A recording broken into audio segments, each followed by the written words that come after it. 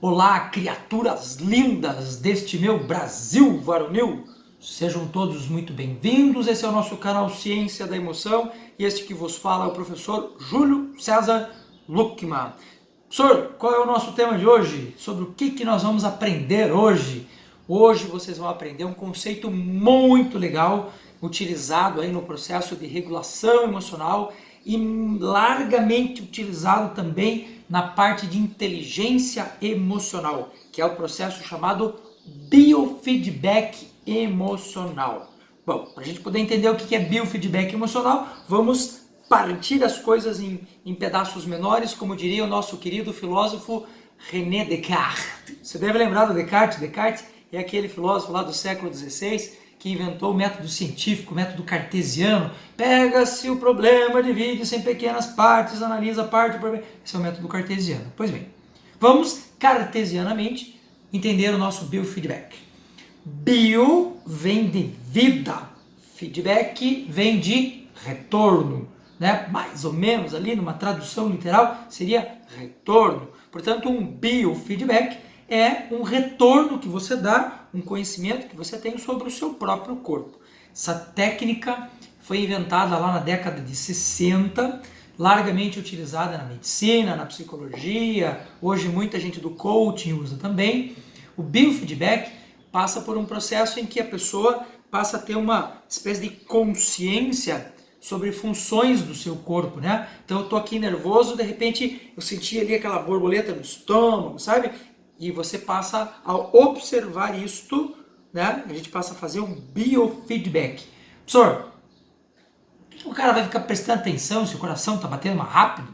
Por que o cara vai ficar prestando atenção se o estômago do cara está com sensação de borboleta? Bem, a questão aqui do processo do biofeedback é que se você passa a observar o seu corpo, em primeiro lugar, você passa a se conhecer melhor, a se entender melhor. Então, só por isso, eu já acho que o biofeedback ele é muito positivo.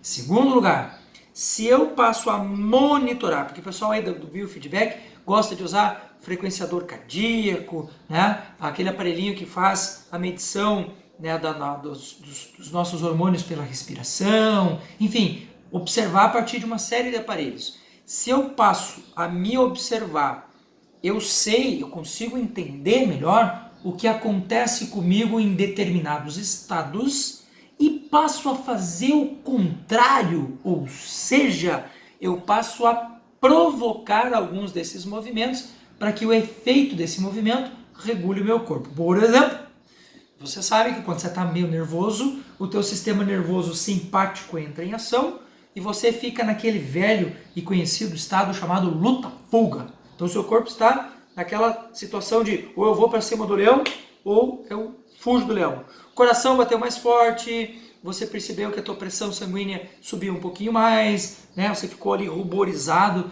que é aquele vermelhão ali na sua cara. Você percebeu que a sua respiração começou a se alterar também. Ora, o que eu consigo deduzir disso? Que se eu consigo controlar a minha respiração, eu faço o movimento contrário, ou seja, eu estou nervoso no luta-fuga, quero ativar o parasimpático, que é o sistema que me deixa mais calmo, passo a fazer um tipo de respiração mais alongada, pensando no processo, né, uma expiração mais longa, e eu ativo o sistema parasimpático. Percebeu? Então, biofeedback tranquilo, sossegado? Vamos ao biofeedback emocional. Na teoria do biofeedback emocional, a gente parte de um princípio que é assim, ó. Você tem o meio e você tem o indivíduo. Bom, o meio a gente já sabe que interfere na vida do indivíduo. A gente já sabe também que o indivíduo interfere no meio. A pergunta é, quem é que interfere em quem com mais profundidade ou com mais intensidade? E na teoria do biofeedback, é sempre o indivíduo que interfere no ambiente. Vejamos uma situação na prática para você ver se faz sentido para você. Se o ambiente estiver 10, show de bola, ambiente 10, e o indivíduo estiver 10, ora, nós vamos ter aqui uma composição perfeita, um mundo ideal. Se o ambiente estiver 10 e o indivíduo estiver pesteado, estiver com problema, você vai ver que o ambiente não faz muita diferença, não. Se fizesse, não tinha muita gente rica sofrendo de depressão, concorda comigo? Não teria muita gente tendo um monte de doenças, vivendo num país maravilhoso, vivendo em condições maravilhosas. Agora, o contrário é verdadeiro. Veja, se o indivíduo está muito bem e o ambiente não é muito favorável, não importa. O sujeito vai continuar bem. Por quê? Bio tem prevalência sobre a questão ambiental.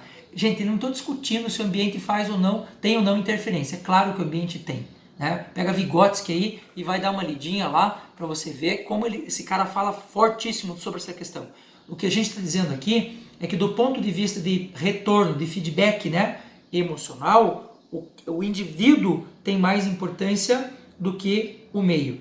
Gente, pensa no seguinte, eu estava lá no Hospital do Câncer, né, e estava lá na ala de doentes terminais. Né, a gente perdeu lá um menininho com 5 anos de idade.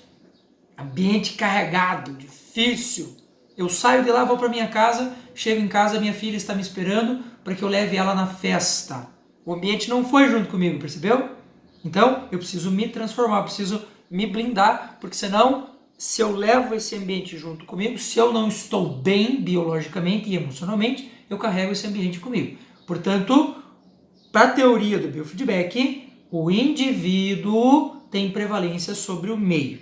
Vejamos uma situação comum aí do nosso dia a dia, de processos de biofeedback, em que nós fazemos aí social, faz o biofeedback para outra pessoa. Você vai dizer, mas o social não é ambiente? Sim, porém o social está numa categoria específica, né, dentro desse jogo. Então nós temos o indivíduo, nós temos o ambiente e nós temos o social. O social pertence à categoria do indivíduo, que pertence à categoria do bio. Portanto, bio tem prevalência sobre o ambiente. Então vejamos, o cara saiu porque ele estava meio, sei lá, com alguma coisa, deu uma gripe forte, o camarada ficou 2 semanas afastado.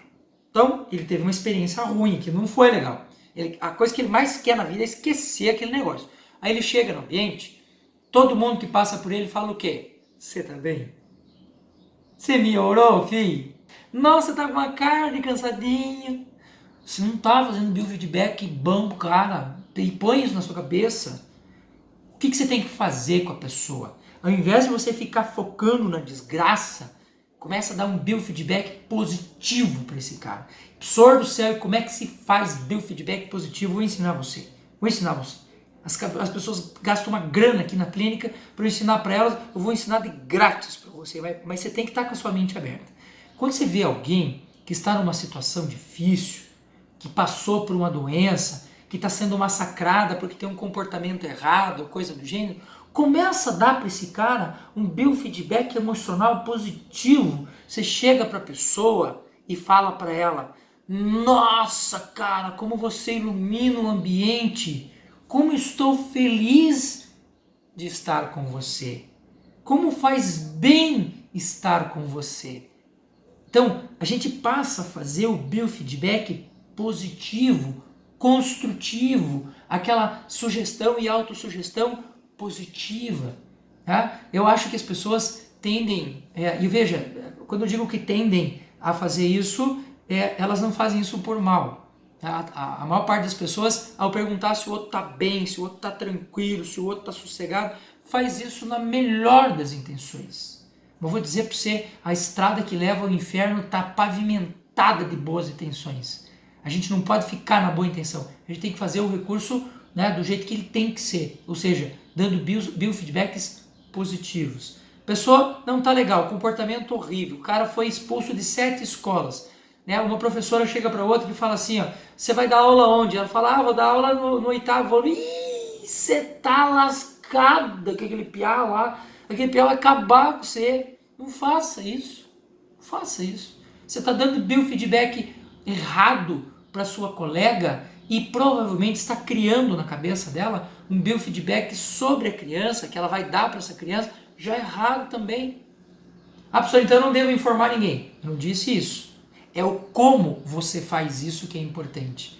Olha, naquela turma, que foi a minha turma do ano passado, eu fiz um trabalho muito bacana com este menininho aqui, ó, que saiu dessa condição e conseguiu atingir isso daqui, ó. Ele precisa atingir isso aqui também. Ó, você vai ter um trabalho bem legal, você vai se sentir muito feliz, porque no final do ano isso é reconfortante pra gente, ver que a gente venceu, ver que a gente foi lá e conseguiu.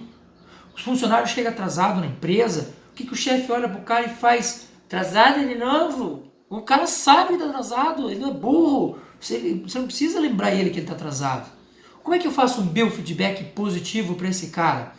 Né? Chegou atrasado, oi, tudo bem, como vai? Oh, teve um probleminha no trânsito, o que aconteceu? Aí a pessoa vai te falar ali, ainda é um biofeedback ali um pouco negativo, mas ela vai te colocar, aí você olha pro cara e fala assim, o que eu posso fazer para ajudar você a chegar no horário amanhã? Posso fazer alguma coisa?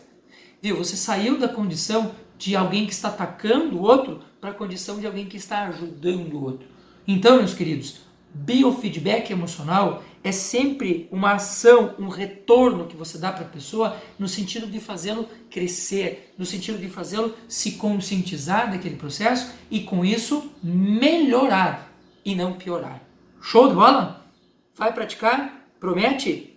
Então, estou satisfeito, estou feliz. Espero que você faça um bom proveito dessa ideia. Quem tiver a intenção de conhecer um pouco mais do biofeedback, entra lá na internet, no Google Academics, lá tem bastante referência sobre isso. Se você quiser, você também pode me passar um e-mail aqui, que eu mando lá para você, tá bom?